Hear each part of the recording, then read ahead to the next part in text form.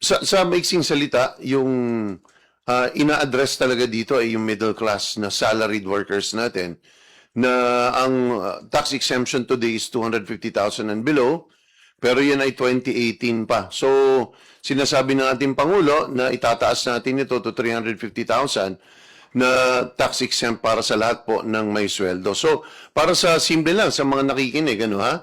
Kapag ang iyong gross salary at ibinawas mo ang statutory deductions, meaning kung ikaw ay nasa private, ang SSS, ang Pag-ibig at PhilHealth, kung ang iyong sahod ay hindi aabot ng 350,000 sa bawat taon, ay wala ka ng babayarang buwis kahit piso. So today, 250,000 yon. So malaking pagtalon talaga at inaasahan namin napakaraming taong makikinabang dito na sa totoo lang bawat araw, bawat sweldo ay nakikita nila yung reduction ng o deduction sa payslip ng kanilang buwis ay binabayad.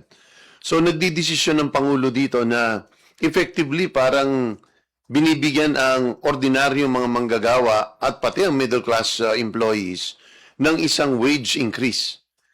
Lumalaki ang kanilang net take-home pay pero hindi natin ito ipinapataw o inililipat ang burden sa mga employers. Kasi kadalasan, yun ang mangyayari. So alam ng Pangulo na ang pinagdadaanan din ng mga employers ngayon ay napakahirap considering itong ating oil crisis sa nakaraang 8 buwan. So imbis na ipataw ito o impose sa ating mga employers, sinasabi ng Pangulo, magsakripisyo tayo, humanap tayo ng ibang paraan para makakolekta tayo ng buwis, maging mas efficient tayo, pero wag natin ipataw sa mga ordinaryong manggagawa at sa ating middle class employees. So effectively, ang ating mga manggagawa will take home a much higher take home pay. Kung noon po ay ine-estimate po namin, sa totoo lang, akala namin is hanggang 330,000 lang ang pinakamalaking increase sa exempted sa income tax, sa pagbabayad ng income tax. Dahil kapag sinubject mo to o kinumpute mo ang inflation ng 250,000 noong 2018 at kinumpara mo yan today, yan ay roughly around 328,000 lamang.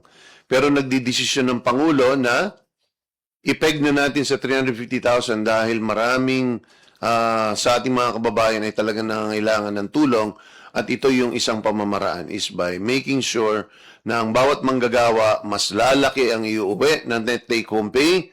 At the same time, mas lalago ang negosyo at sa huli ay nagkakaroon tayo ng isang mas matibay, maunlad na ekonomiya para sa ating bayan ng Pilipinas. Maraming salamat po.